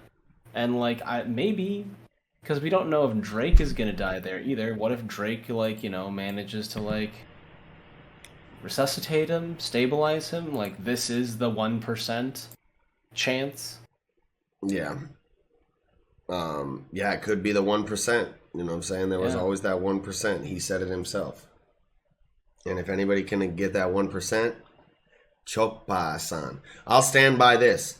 This is off topic, nothing to do with the chapter, and I'll stand on this hill. Chopper is, as far as we know, the best doctor in One Piece, because he was born on the island that is quoted, as to be the best doctors in One Piece live on the Mecca of medicine. The Mecca of medicine. He learned from Dr. Kureha, who was the best doctor on that island by far, and then, learned everything that she had to know, and had to teach him, and then he went out into the world and has learned more shit. Like we saw post time skip, he was learning more, or, during the time skip, he was learning more shit throughout his journey. He's learned more shit. So he now knows more than even Kureha. As far as we know, Chopper is the best doctor in One Piece, and I'll stand on that hill. Prove me wrong. Yeah. You know what I'm saying? Prove me wrong in the comments if you want to. But anyways, off topic. Sorry. Good luck. Sorry to get a little tangential there, but... no worries. I honestly agree with you. I think Chopper is, top doc. Did you ever read any of Wait. or watch? Can you hold that thought for a second? I'll say this just as a tail end of that argument. As far as medicinal ability, Law, because of his ability, is the best surgeon in One Piece. But as far as medical knowledge, Chopper is the best. You know what I'm saying? Law is the best surgeon. Marco is the best healer, right? Chopper? No, Marco, because of his ability. Oh, he has regenerative properties. Okay. He can kind of heal people minorly. But even he himself said, I can like kind of make your knee not sore for a little bit, but it's going to go back to being sore. You know what I'm saying? So Marco's best healer, Law's best surgeon. As far as medical knowledge and like healing practice goes, Chopper is the best doctor in One Piece as far as we know. Anyways, sorry, continue with your thought. I hate to interrupt you and kind of but I just needed to tail in that because I know people in the comments are going to be like, Marco. Anyways. I have to be accurate. That's the point of the internet. No. You gotta I can't just be right. P's and Q's, you know what I'm saying? P's and fucking Q's. I need to be technically right. The best form of correct. No. Never. A Rail. It was a series around the DBZ time, like Dragon Ball time. Same author. Did you ever hear about it? There was a guy named Dr. Slump, and he built like this like wacky, hijink robot daughter that was super strong and super fast. Her name was Arail. She had to deal with a guy that was called Superman, and he had like a Clark Kent-esque identity, and his name was Superman, which was like supposed to be sour. So he was basically just this buff dude with chiseled jawline and like spandex that like sucked lemons and had a sour puckered face, and he really didn't actually fix anything. He was a very tuxedo mask, I'm here, you've done nothing, I'm gone kind of character. But his face reminds me of the teacher on the bottom right of page 6. Just straight up, that's his face. That's funny as fuck. Clark Kent, Superman, Arail character. Let me know if you agree in the comments, please. I swear I'm not crazy, or maybe I am and I'm entertaining, but like, either way. I guess as long as you brought the teacher up, as I do really love the wholesome scenes kind of that we get of the reforming of Wano, the re-education of its children, and like the reforming of its society and its infrastructure. A scene like this definitely serves well in a situation like this where you have like a country that's been under 20 plus years of oppression and indoctrination. 20 years. So I really love to see all the moments there, and yeah, that was pretty good. Yeah, no, you definitely see education fail in societies that are not made to last or to like cultivate anything. Collapsing education or lack of education, access to education is usually a sign of a poorly run country. So I like that their first initiative is like, hey, we're going to educate the kids. What are we going to educate them on? How we got a country, and that it's important, and we should invest in like this sense of community, that kind of thing, so that we can rebuild. Because those kids are going to have to be motivated to like make the world better. And like they're getting the carrot as well. Like they're getting like that unlimited access to water, like getting the basic human right of food and water, like. Right, which they've been denied for the last 20 years. That's just fucking insane. One thing that really surprised me about these scenes, though, like these kind of like 6, 7 scenes, is just the spreading of the information, right? The fact that Joy Boy is already spreading around really fast, right? Like only because I feel like we only saw Kaido refer to Luffy as that, like offhandedly, maybe. Which I don't know. It's just confusing to me. Maybe Yamato and Momo are kind of the root of it because they have Odin's journal and they've read about kind of everything that was in there, and he wrote about the history of the world and the truth of it. So they could be the root of it, like I said, but it was just a little jarring to me that it was already kind of like common knowledge among the common populace of Wano that, I heard he's a warrior by the name of Joy Boy, apparently he's, left the country, a hero rivaled only by the god of the blade, like, I don't know, it's just a little jarring. The fact that it's like, okay, so you're like, this old secret knowledge, how is it so widespread amongst the populace? When only Kaido during their fight was like, you think you're Joy Boy, da-da-da, I think it's actually because of the animal pirates, right?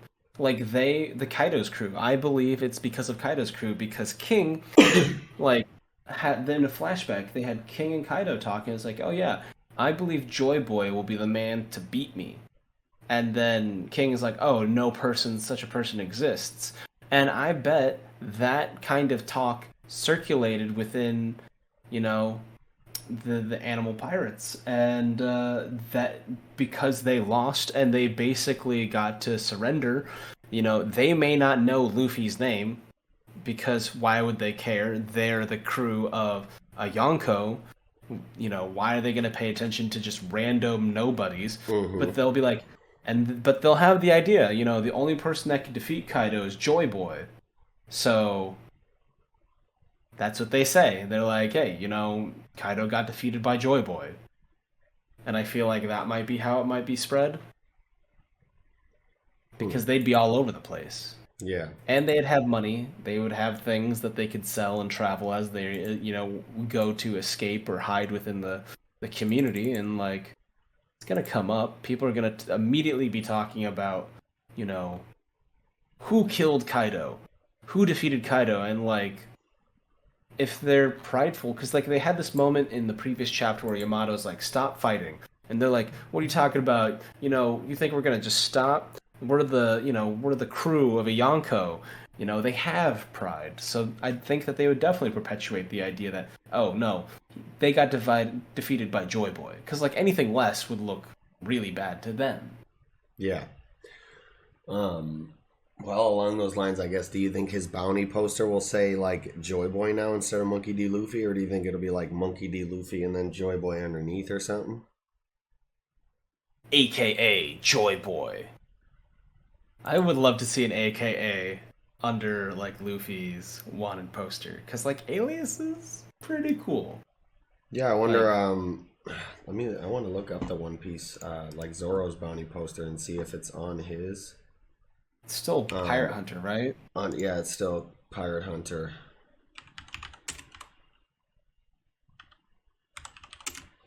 Zoro bounty poster. Images. Nah, yeah, see, it just says Rorono Zoro. Doesn't say the Pirate Hunter on there, so I don't know. Anyways, not like a huge deal. But, like, I think it's still a pertinent question, because then, like, does that mean that they are going to acknowledge, like, would the world government acknowledge Luffy as Joy Boy? Like, wouldn't that be, like, a huge concession of, like, well, they already have, right? Like, at the beginning of the chapter, first thing they say is, so Nika has finally descended upon the world. Yeah, but, like, I don't think that the Gorosei would, like, ever admit it, you know what I mean? Mm-hmm. They'd be like, oh, Nika's there, we're gonna act with the knowledge of that, but we're not gonna publicly point someone out and say, that's Nika, that's Joy Boy. Have fun with that knowledge. Like, no, that'd be like, saying, invest in Google now, like 40 years ago. Yeah. I don't know. I feel like it's that kind of thing. Pages 8 and 9 for me, I really liked a lot. Them talking about, burying Lord Odin in a really nice spot with everybody around him, Yasue, Ashura, Izo, rest in peace to all the motherfuckers that fell in the battle and in the effort, culminating to the battle. We get Onimaru reunited with Kawamatsu, and Marco. He's like, man, for some reason I'm still here. I'm still here kicking. But yeah, I don't know. Those were some really nice scenes to see, and then I really love seeing the scene. This had me dying when Hiyori drop kicks Momonosuke in the face like she used to, letting him know that Luffy and Zoro were finally awake. Yeah, that had me screaming. I love these interactions. Just super nice. And then I guess going into a similar part of the chapter with the Straw Hats. I think everybody does, but I always love these hilarious and wholesome, Straw Hat interactions that we get in chapters like these. This is some of the content. This is some of the content that I look forward to most in One Piece. These genuine interactions between the characters that we love so much, that we spent so much time with, and that we love to watch interact with each other. Always love these after party arc. Or after arc party arcs where everybody's just kind of chilling, interacting, vibing, hanging out. Yeah, I like Sanji and Brook, like, making fun of Momo for getting beaten up now that he's not like a cuddly little kid. I know, right? That shit had me dead. They're so petty. I love them. And I also loved Zoro and Luffy, both trying to like scrap with Momonosuke now that he's older. Like, oh, yeah. How are you gonna take a punch now, huh? Zoro, like that shit had me dead too. And Zoro, when he wakes up, he's like, "Oh, I'm not that dirty," and Hiyori's like, "I've been giving you sponge baths while you sleep," and Sanji's like, fucking goes crazy. Pettiest. And then they start scrapping because Zoro remembers that Sanji, said to kill him if he wasn't acting right. Oh my god, just so hilarious. Oh man, I mean that's definitely kind of like what's the phrase? A comedy of errors moment. Right. You know what I mean? Like they're both working with their limited perspectives and like having that moment. Yeah. And we got pretty solid. We got this Yamato shit where, he's like, "Yeah, man, I've been praying and not eating or bathing for like a week now. I'm glad that you guys finally woke up." And they're like, "Oh, what a nice person and shit." That's she's some just penitent shit. They're just getting their own little nice straw hat interactions. And I don't want to go into this too much because it's been touched on social media. It's like beating a dead horse, but like, bottom left panel of page 13, bath scene in the following page, Yamato again says like, "Oh, I can't come to the woman's bath. There's no mixed baths." And I'm a dude. He's in the men's bath with the rest of the gang. So like, I don't want to go too deeply into that. So yeah, I don't want to go too deeply into that, like I said, but like it's there in black and white. Yeah, Nox has definitely made their opinions plainly felt on social media. Like, yeah, I mean it's there, black and white. Like I said, like what the fuck is the point in arguing about it at this point? Like, it's a fictional character. Just fucking, I don't know. Just leave it alone. Anyways, they can transform into a wolf. Come on, right? It's crazy. I don't know. Wild. There's a skeleton with an afro. Sexual diversity is somehow too crazy. Yeah, get out of here. Yeah. I'm just happy that that hilarious, Yamato though. is. I do like that Yamato is a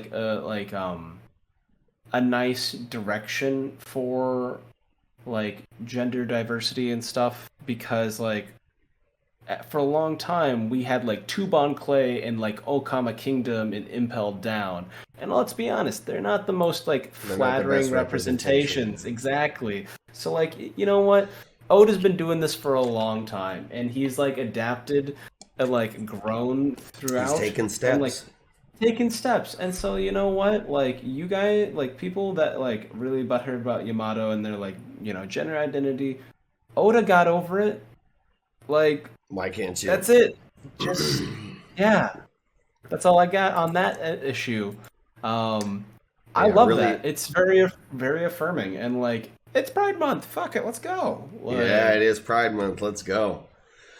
But yeah, really wholesome bath scene as always. After arc bath scene, Sanji and Brook yo, titties, oh my god. But I digress. Yeah, they're a little shallow. It's all good. Funny dialogue from Otama. I hope I grow up to be this bewitching. Looking at Nami's boobs, Jesus. That's why. Yeah, it's a little fan servicey. I think it's funny to see Carrot and Horselina in the background just chilling. Yeah, Carrot and Horselina chilling out. Otoko. Yeah. This is nice. But yeah, this is the scene. We don't see Robin in. We see Okiku and Hiyori chilling. All the gang. Yeah. And then we obviously really see Go ahead. Oh, go ahead. No, if keep focusing on the bath scene. I'll have a follow up afterwards. Well, I was gonna actually move away from the bath scene into kind of the ship scene afterwards. I just thought It was cool. I love the 3 ships lined up. Yeah, I love the 3 ships lined up, and I also thought it was really cool to see that. I think maybe not. I could be wrong, but I think Frankie has been just helping out. I don't know. Maybe the scan dialogue that I saw afterwards that I read was more indicative that they kind of had all been helping out with repairing all the ships. But I guess this the translation from the official is more indicative. Like they're like, oh, back in shape at last. Oh no, because Usopp says they should be good to sail. Yeah. I think they were kind of all helping out with each other's ships, which is cool to see. And then they're all geeking out over the robots and shit. Even Killer and who is that? Is that Heat in the background? Beppo? What? Oh, Beppo, Killer, and is that Heat in the background? It looks like it. That's one of it's one of Kid's crew, but I can't remember if it's Heat or somebody. I don't know. We get a couple of Kid's crew there, I think, to the left of Killer. But yeah, they're all, like Law said, if you're a man, you think robots are cool. There's no helping it. Max. I like that number survived, to be honest. Yeah. The Waluigi. The Waluigi number. I thought it was hilarious that Apu came out of nowhere at the end of the chapter with one of the numbers, just talking shit like, oh, I wonder how the information got spread. And they're all like, bro, it was obviously you. You know what I mean? You're so fucking transparent. Right? As far as the information he's bringing with him, I'm like very, very, very much on the edge of my seat to find out, obviously, as everybody is, right? The new bounties, who's going to be the new Yonko, like how the power structure is going to pan out, all that. And I'm also wondering how you feel about it, how you think it'll play out, right? Personally, I think it could play out one of a few ways. Now, obviously, any scenario will have Luffy, I think, being a main Yonko, a main emperor, being that he's Joy Boy. The world government has recognized this. He is the main character, right? And he, most likely got credit for taking Kaido down, quote unquote. I'll put the air quotes, solo, right? 1v1. So number one, I think it could be that Luffy takes one open Yonko spot and either Kid or Law take the other, depending on how much credit they got for what went down with Big Mom, right? All three, number two, all three are acknowledged as emperors, and they all get a spot based on the idea that the, newspaper / world government kind of already acknowledged Luffy as the 5th emperor and effectively expanded it to kind of a Goko or 5 emperor system, right? So that could be another possibility. Who knows? Now, number 3, and this is kind of something that I saw discussed on social media, is what if Luffy takes Kaido's spot, being that he, most likely got the credit for taking Kaido down 1v1, he's Joy Boy, all that, he's the main character. And then Katakuri takes Big Mom's spot as the 4th emperor, being that he already has access and full control over all her armies and her kingdom and all that. He's already deemed a very powerful individual himself, right? The only thing is that he obviously wouldn't have the homies. He wouldn't have, he's not Big Mom herself. And they wouldn't have her fruit. But I think something like that's definitely possible, being, that he already has the access to all that, like I said. And I don't know. I think I'm just excited to see how things play out. I think any one of these options I'm open to. But absolutely, we'll just have to see how things play out. But I mean, what do you think? How do you think? Hearing your theories, I think the fact that there's three of them, and with Katakuri, 4 different options for the 2 replacement Yonko. And maybe Marco. Marco could be kind of in the hat as well, but he also wasn't really in the running. He could have been. That was an argument, like I heard people say on social media, like if Katakuri could have been one, why hasn't Marco been one already? But yeah, they might not want it. But the thing is, like, being a Yonko is a level of prestige and requires like acknowledgement from the world government. If they don't want to acknowledge you, right? If they don't want you to be seen as like worthy of the respect that a Yonko title thinks, what if they purposely snub Luffy by making like Kid and Katakuri the new Yonkos? Because Kid would be like, they defeated Big Mom, and Katakuri was strong enough, just never chose to.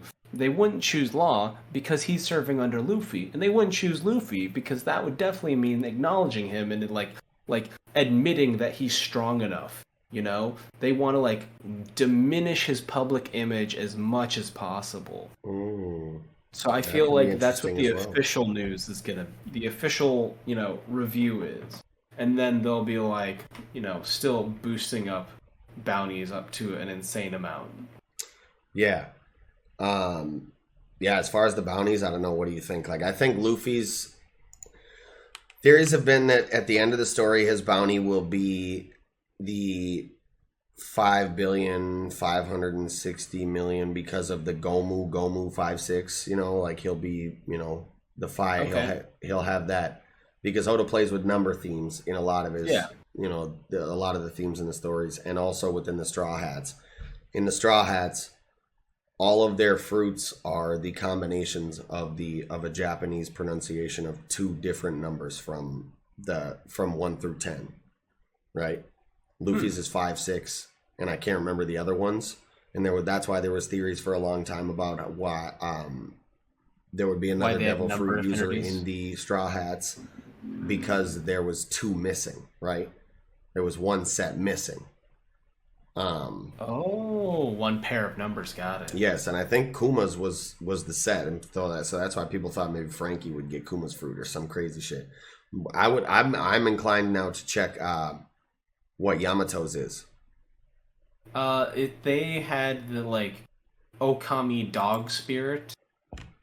They basically became like a winter wolf that could like breathe out glacializing like freezing breath. Because they did it against the bombs. They were like a guardian spirit zone type. Yeah. But as far as the bounties go, like I said, I think they're all probably going to be, you know, 1 bill plus 2 bill, possibly. Luffy's already at 1.5 bill, so he'll probably go, you know, above 2 bill, right? For sure, in my opinion. I don't want to say he'll go like 4 bill or anything like that. It's possible because he beat somebody with that big a bounty, but who knows what'll happen. I think they're all definitely getting above a bill as far as the main captains go. As far as like Sanji and Luffy's, or as far as like, you know, Zoro, Sanji, Killer, the second kind of level down of feats within the fight. I think they'll probably all get around a bill too. You know, high 100,000 ones, you know, 980,000 or 980 million, or a bill around something like that. You know, I don't know. What do you think? You know, I feel like Oda will choose numbers based off like impact. I think breaking a bill would feel really good going into this last arc, because like $1 billion is like a stupid amount of money. Like, have you ever seen those like rice counting things? They're like a grain of rice is like $100, and like here's what $1 billion looks like and converted to rice. And I was just like, damn. So like, I don't know if it would ever get past that. I think the numbers would stop having meaning. So I don't think it's like any like. But I like your theory on like the whole number affinity 56 kind of stuff. People, yeah. I mean, there was just theories kind of that I bought into as well, that he by the end of the story he would have a higher bounty than Roger, and that would also be the 5-6 thing within it, which the 5,560,000,000 would be higher than Roger's and also have that. So yeah, that's the only reason I kind of bought into that.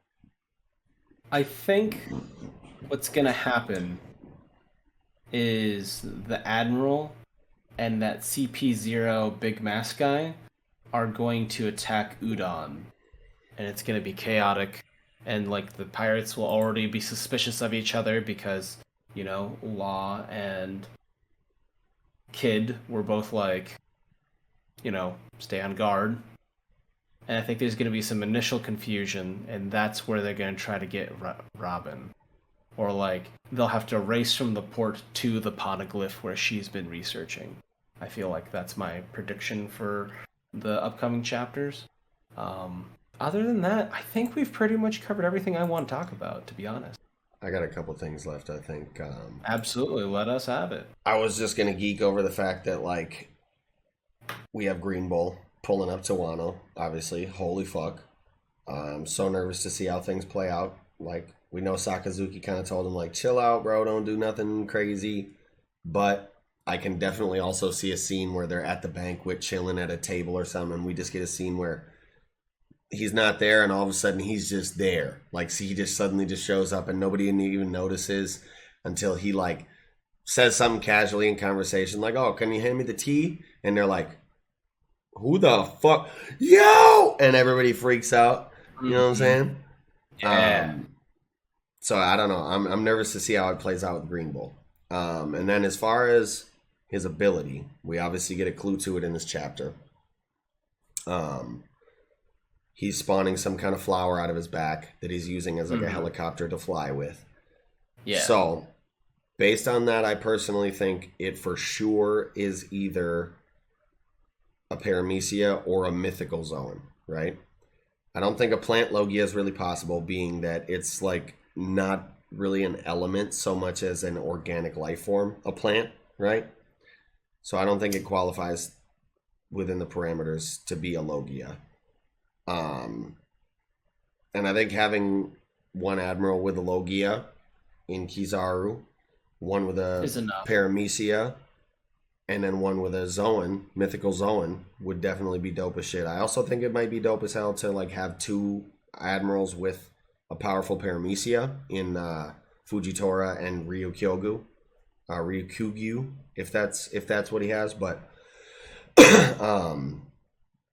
either way, I think it has to be something other than a logia, because that would, in my opinion, fit thematically better with the post-time skip that has been like one long subversion of the logias are the most powerful fruit mindset that we were kind of instilled with up until like the last few pre-time skip arcs, Ennius Lobby, Impel Down, Marineford, where we started to be introduced to some of the more potent and powerful like Zoan and paramecia abilities, like CP0, Magellan, Whitebeard, Marco, Jozu, Dofi, etc. All the people we saw in the Marineford War and the arcs leading up to it. Up until that point, a lot of the paramecia abilities and Zoan abilities that we saw were like less potent, less of a problem. And then we really got the Zoans in CP0 that were like a problem. Paramecia abilities in Impel Down and Marineford that were like a fucking problem.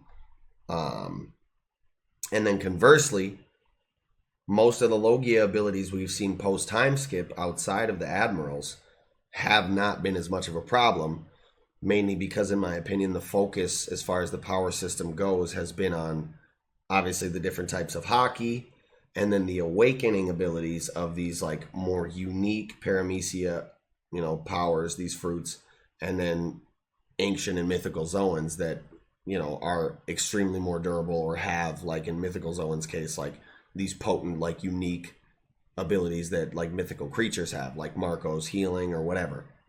Luffy's shit. So,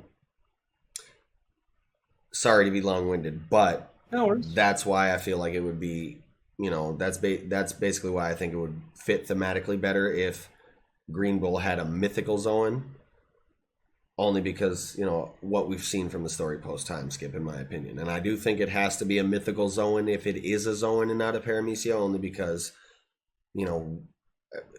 no animal really spawns like a flower out of its back, right? Yeah. And I think I would love to see, and there's been theories speculating on this, I would love to see some sort of like mythical forest spirit Zoan from Ryukyu, Green Bull. Okay. I think that'd be awesome as shit. I think it might be, are you familiar with the character Guan Yin? Mm-mm. They are basically in Chinese mythology. They are the goddess of mercy, and they are like an all-seeing, all-hearing being. But they are often depicted as emerging from like a giant like blooming lotus flower. And so I was thinking that the flower on their back might be a lotus that is being spun at high speed, because I think Guan Yin met the Monkey King, and then Luffy is based off, the Monkey King. Sun God Nika is, that archetype. Yeah. So I was wondering if it might be Guan Yin because How does the like story play out when they meet? Do you know? Can you um recall it? Because if I they meet don't off the now top. and it follows kind of the line of that story, then definitely could be possible. I'm not entirely sure, but there was one line in the wiki that like made me think about it earlier when I was doing a little bit of research. Um, there is a modern day translation for Guan Yin. He is the one who is the Dharma protector and restores the peace in the world. And so I was thinking, like, is this the peace for, the world government in that kind of sense? And so it might be a good part. Yeah. Let me.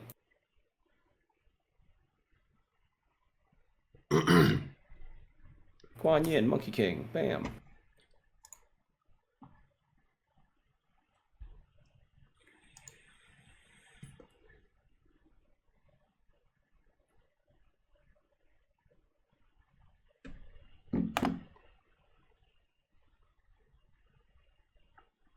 While you're looking at that, I don't know, just to appreciate, I guess, some of the panels even further.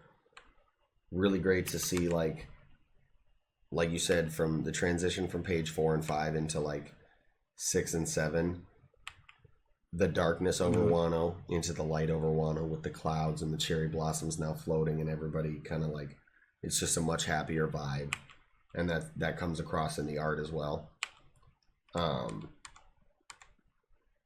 Yeah, the snow falling over everyone on pages kind of 6 through 8 and 9 in because they're in Hakumai or wherever the Shimotsuki people are, where it's always kind of snowy climate. Yeah, the full spread of the whole gang together, page 10 and 11 when Luffy and Zoro wake up. So good to see. And I can't wait for the full spread of all the Straw Hats together after this, because we always get a full double page spread of all the Straw Hats together after the arc or before. I want to see Yamato genuinely be taken in to the Straw Hats, because I feel like it's like the correcting of a wrong of a past, where Odin was rejected, then Yamato would be accepted. They both did their waiting a week. That kind of thing. So like, I want, they wouldn't do the parallels, and like, if they weren't gonna like break the cycle a little bit, because like the whole arc of Wano was breaking the cycle of oppression, breaking the cycle of history, the idea that Luffy is a force for positive change, being the incarnation of Joy Boy. So I hope that like Yamato joins. Yeah. To answer your earlier question, Guan Yin was asked for help by the Monkey King to like defeat a demon, and I don't really remember too much more than that. I think they were like, "You're on your own." So maybe Green Bull shows up here and he's open, kind of to maybe he's somewhat along the lines of Fujitora, where he's not like absolute justice like Sakazuki, and he's maybe open to a little bit of interpretation on the situation. And Yamato and Momonosuke, they know about the history of the world. Maybe they say, look, it would be really nice if somebody with your power and position was able to like help us in our efforts to like take down this corrupt organization that has been ruling over the world for the last fucking 1,000 years, and maybe he's open to that. And Guan Yin assists the Monkey King, as the legend says. That'd be dope. I'd be open to that. That'd be really awesome. He'd be the defector against the admirals, and like, we'll see. Time will tell. It's we've been reading this series for so long, and it still feels impossible to like single out its trajectory in like Oda's brain. You know what I mean? I know, right? It feels impossible catch to it. predict. But yeah, I think that's about all I had for this One Piece chapter tonight, man. Great chapter. I can't wait to see what happens next, for real. Very meaty. All right, well, I think that about does it for this chapter of One Piece, and I think that does it for this episode of the Project Manga Podcast. Thank you all so much for watching. If you did, be sure to slap a like on this video if you enjoyed it. Make sure you leave a comment in the comment section down below. Let us know what you thought of this episode, or if you thought we missed anything. I feel like we squeezed blood from a stone, as they say. But as always, be sure to look in the description box down below where you can find links to any and all of our individual social media accounts, such as Twitter, online communities like Discord, audio listening platforms to consume the podcast on, as well as links to support the podcast, such as our Patreon or our online store. And with all that said, this will be another stupendous episode of the Project Manga Podcast wrapping up. I'm your host, Eagle. And I'm Melo Yenis. Sarabada.